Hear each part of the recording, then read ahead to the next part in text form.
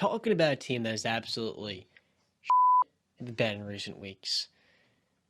The Green Bay Packers made a massive mistake this offseason. But it wasn't just one, it was a series of terrible moves. And we're now Series of seeing a football unfortunate team events, John. series. Of unfortunate events. It's a book and a TV show and a movie. Well, the Packers this year have been dismal. You nearly lose to Bailey Zappi in his first NFL game. Daniel Jones playing through an injury, you lose to in London. Okay. Zach Wilson you then lose to, who just got back from injury, and this last week you lose to Taylor Heineke. The Packers sit at 3-4, and it's very clear the Vikings are winning this division. Kirk Cousins this year has been better than Aaron Rodgers. The Vikings have been much better coached, and most of all, when you compare these two rosters, they've been elevated far more. The Packers have one of the worst GMs in football, and Brian Gutekunst. When I looked at his offseason, you move Devontae Adams, and the first round of the draft, what do, Brandon? Instead of taking a receiver, George Pickens, you take a linebacker in Quay Walker, who is a pure developmental piece. Developmental. Aaron Rodgers, 37.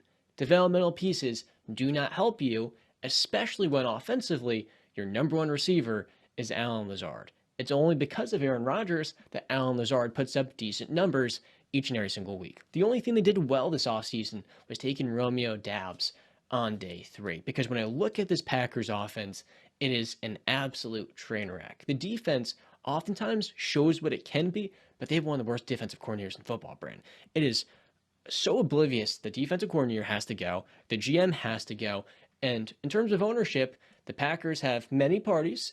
It feels like this franchise is far too conservative and most of all, afraid of change in this current NFL. If you trade Aaron Rodgers this last offseason, you put yourself in a similar ilk to the Seattle Seahawks after moving Russell Wilson, the Atlanta Falcons after moving Matt Ryan, and the Detroit Lions after they parted ways with Matthew Stafford. You look at those three teams, the pressure, the expectation, disappointment, all of that was lifted off their shoulders. We look at the Seahawks. This last draft, they killed it. You get 2 tackles of the future, a back in Kenneth Walker who's going to be a stud for nothing, an outside linebacker in Boye Mafe, and a cornerback in Tariq Woolen, who has been a superstar. 6'4", runs a 4'3". He's insane.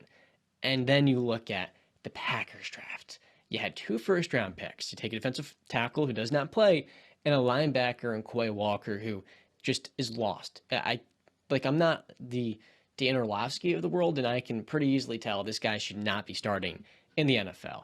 And to make matters worse, the offensive line's injuries. Hilton Jenkins and David Bakhtiari have not been able to get back to that level. When I said the Packers were a dark horse Super Bowl contender this year, that was assuming those two guys could get back to what they were. But Bakhtiari this year has been nowhere near that stud left tackle that Packer fans have known and loved for a long time now.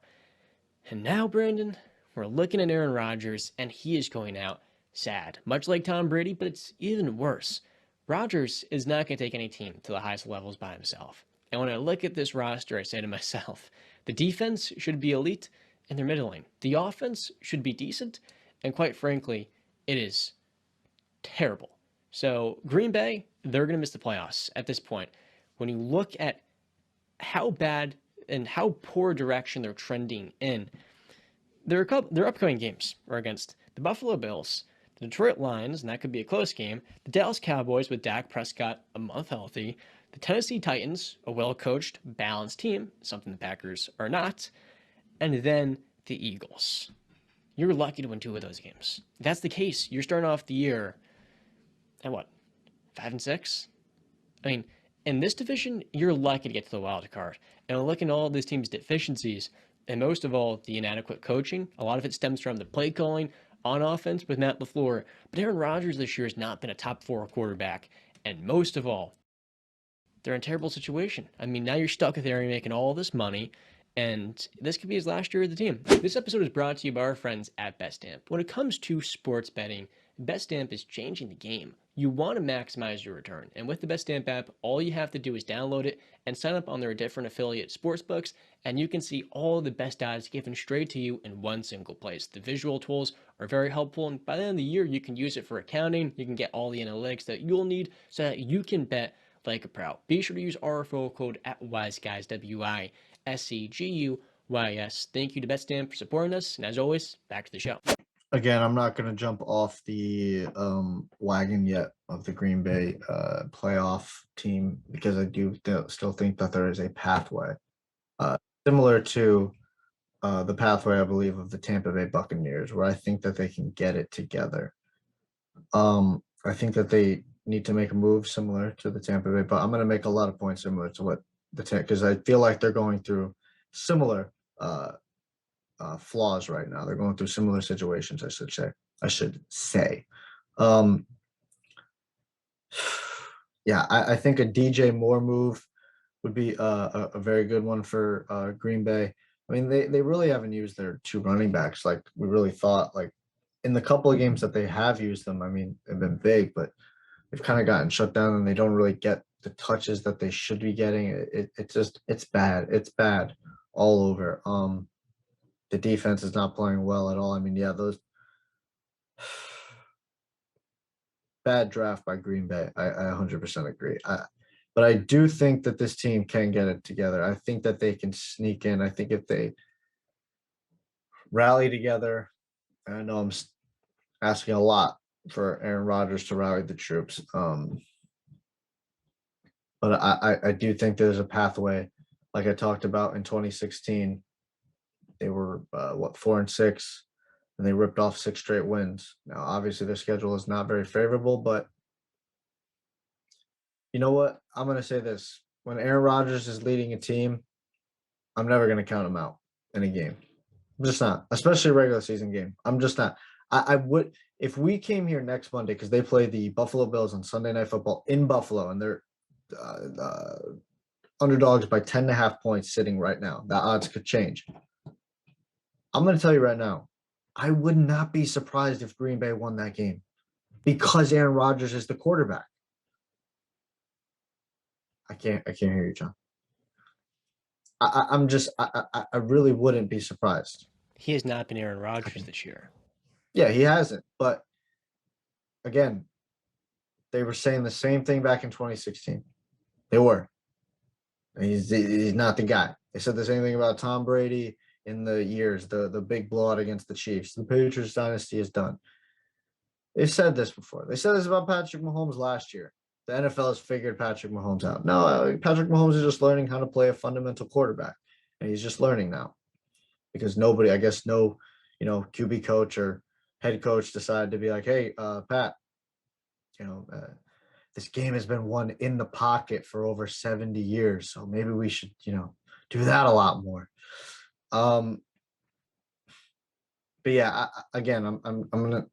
I wouldn't be surprised, John. I really wouldn't be surprised because it's Aaron Rodgers and it's Aaron Rodgers. They're like, again, it's not the same team as last year. Devontae Adams is gone, but this is a guy who was a back-to-back MVP. He was two-time back-to-back MVP.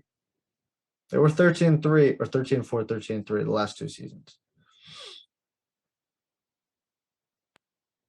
Unfortunately, BCAP, this squad does not have Jordy Nelson, Randall Cobb, and Devontae Adams all in the Well, they receiver. have Randall Cobb, but they don't have the old Randall Cobb. He Yes, is also injured. yes. So with the Packers, they're lucky to make it to the postseason, and we're usually expecting Aaron Do Rodgers to you be think, great in John? the I regular should ask you season. this: Do you think DJ Moore would help this team? Yes, but do you think the Packers would trade for DJ Moore? It'd be like it's like the Boston Celtics trading for a star. It just never happens. You're always going to hear the Yes, rumors. They're always going to be in the discussion, but they never get it done. I do. I do agree with that. I mean, there has been, like you just said, there has been reports and rumors, and I'm not sure, but I think Aaron Rodgers said in an interview or whatever that there have been discussions between him and the GM or Sure, whatever. very But long ones. again, I mean, listen, things should. I hope that they make a move. I mean, you'd have to be a blind man to not see that the receivers are not getting it done on this team. I mean, the only move that's going to fix this team is changing the defensive coordinator, firing the GM, and most of all, just fixing this entire offense. DJ Moore is a nice band aid because he's a top 15 receiver in the league, but that's not going to fix the woes this team has, playing so conservative, dropping back. The secondary is too talented. The front seven is too good for this Packers unit. We've seen some regression from Devontae Campbell, but this last week, he had a pick six. The dude looked really good.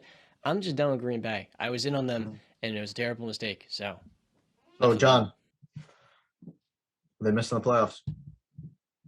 Ask me, are the Packers missing the playoffs? Are the Packers missing the playoffs, Sean?